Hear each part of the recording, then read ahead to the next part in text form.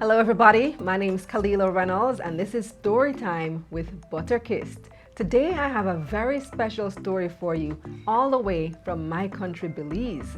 Now this story is based on the folkloric character Tata Duhende in Belize. I grew up hearing all about Tata Duhende, so this is the legend of Tata Duhende.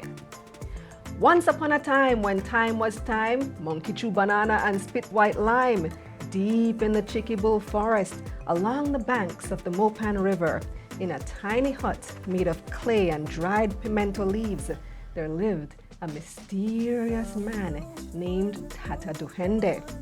He stood no more than 4 feet tall and wore a broad, pointy hat to shelter him from the merciless Belizean sun as he tended his farm. But the most curious features about him were his hands and his feet. Legend had it that Tata Duhende had no thumbs, but only 4 fingers on each hand. It is not known whether this was a strangely symmetrical birth defect or the result of some tragic occurrence in Tata Duhende's life, but it is said that if you ever encounter him in the forest, you should hide your thumbs, for the diminutive farmer is jealous of those who possess them. Even more interesting than his hands, however, were old Tata's feet. His broad feet, thick with a sole of mud, did not align with the direction of his nose.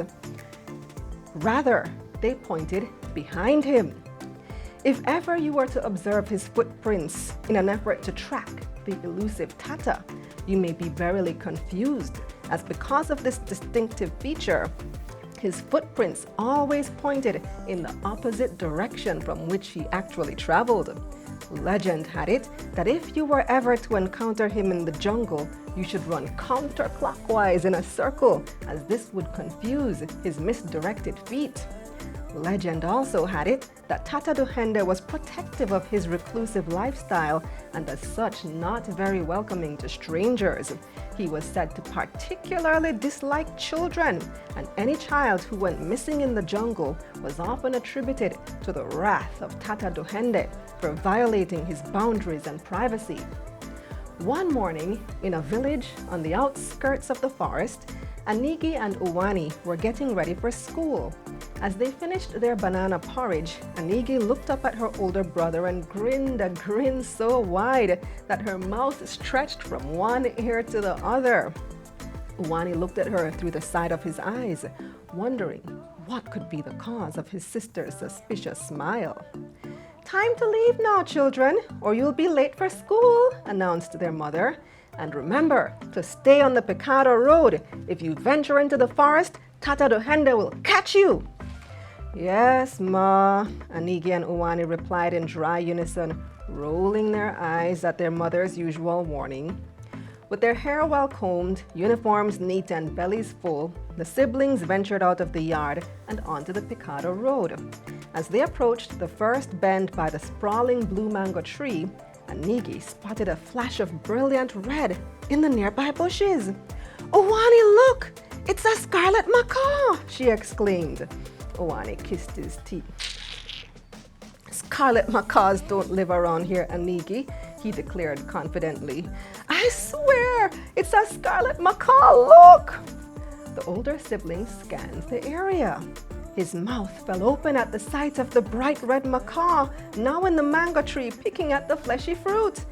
It was even more beautiful than all the pictures he had ever seen, more radiant than his eyes could imagine.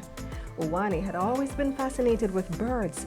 Every morning on their trail, he would name the birds they came across: kiskadees, mutmuts, hummingbirds, and occasionally a keel-billed toucan, but never a glorious scarlet macaw.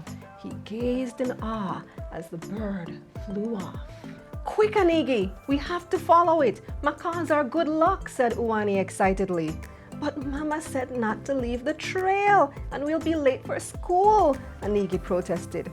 "What, you afraid of Tata Duhende?" he taunted as he ran in the direction of the bird. "No," she said, annoyed. "Wait! The children darted through the forest, Uwani's eyes glancing up from time to track the direction of the bird. Its magnificent wingspan made a smear of red across the cool blue sky. There was no cleared picado in this area, so the thick jungle soon forced them to slow down. Eventually, Uwani lost sight of the bird. "I don't see it anymore," he said breathlessly. "Me either," said Anigi. "We should get back to school now." Uwani glanced around. The forest suddenly seemed different. The air was thicker and denser, and the cheerful calls of the birds had been replaced by strange sounds that he could not identify. Anigi too realized that they were lost. Panic seared through her body. Her heart raced and she started to cry. "Shh, Anigi, there could be jaguars around here. Do you want to get eaten?" "No," she wailed, eventually lowering her voice to a whimper. "How are we going to get home?" "Come on, let's follow the sun," said Uwani. "The sun rises in the east and sets in the west." It's morning now, so the sun is in the east. That should take us home. After walking for some time, the siblings heard a gentle bubbling sound. It was the sound of a river meandering through the jungle. Uwani and Anigi rushed towards it. "The river!" exclaimed Uwani. "This river runs near our village. If we follow it in the direction of the sun, it will take us home." Little did Uwani know that this was not his familiar Belize River, but instead the treacherous Mopan. The brother and sister continued their trek along the river until the sun burned brightly directly overhead. It was high noon, and home or school were nowhere in sight. They were beginning to get hungry, and the insides of their mouths felt hot and sticky. Anigi eyed the river longingly, but knew the water was unsafe to drink. Up ahead, Uwani spotted a small mud hut covered with dried pimento leaves. Who could live in such a tiny hut, he wondered. The roof was much too low for even him to stand under. The children moved closer to the dwelling. Uwani kneeled down so he could peek inside the shrunken window. Meanwhile, Anigi inspected the yard. Neat rows of corn and beans lined the exterior. "Hey!" came a sudden shout. "What on a picnic do ya?" Anigi and Uwani jumped. As they turned around slowly, their eyes widened at the sight of the diminutive man wielding what appeared to be a sharp machete. Uwani scanned his hands quickly and noticed no thumbs. At the same time, Anigi's eyes darted towards his unusual feat. There was no doubt that this was the mythical Tata Duhende. He was indeed real. The pair stood frozen in terror, flashing back to all the dreadful stories they had heard about him. It was said that he wraps children in banana leaves and roasts them. It was said that the Makal River was 1 inch higher because it was filled with the bones of humans. It was said that he will break off your thumbs if he sees them.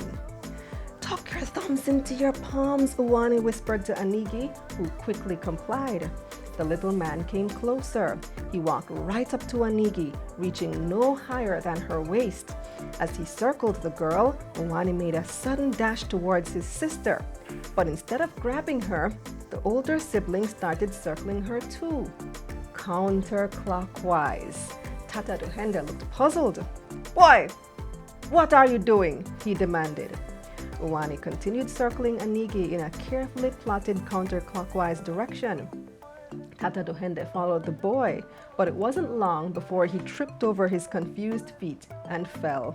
The children spotted their opportunity and ran away into the bushes, free from the dreadful encounter. But alas, they were still lost. As evening drew near, the siblings took rest on a fallen tree, hugged each other, and then started to cry. They feared they would never see their families again. The sound of their cries woke up in the forest.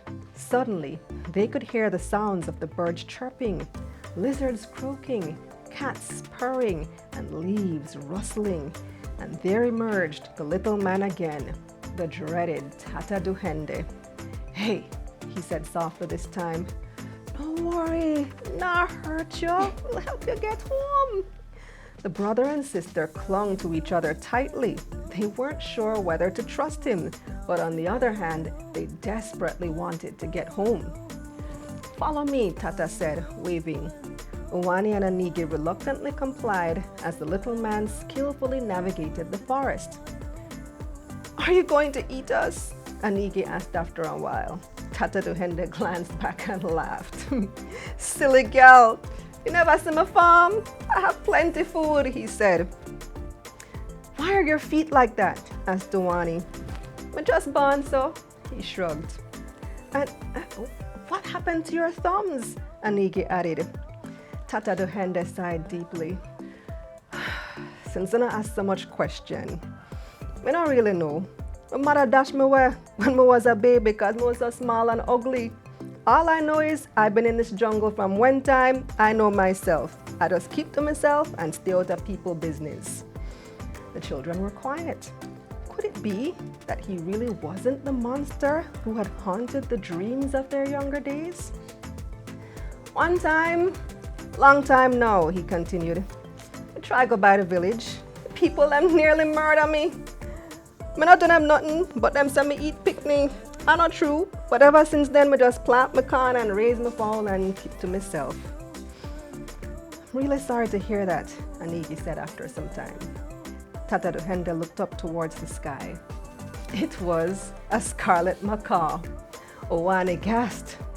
"Very beautiful, no?" said Tata. "Long time I don't see macaws round here, but look like them finally come back." The boy smiled broadly and looked back at the man. "Is this your village?" Tata asked. Uwani blinked and realized that they were indeed nearing their home. The familiar sounds of the kiskadis greeted them as a gentle rain started to fall. The children turned around to thank the little man, but he was gone. And if the pin never bend, the story never ends. And that was story time with Butterkist. If you liked my story, give it a like and of course comment in the comment section below. Share this with your friends, encourage them to like and comment as well so that my story can win, because I know I had the best story.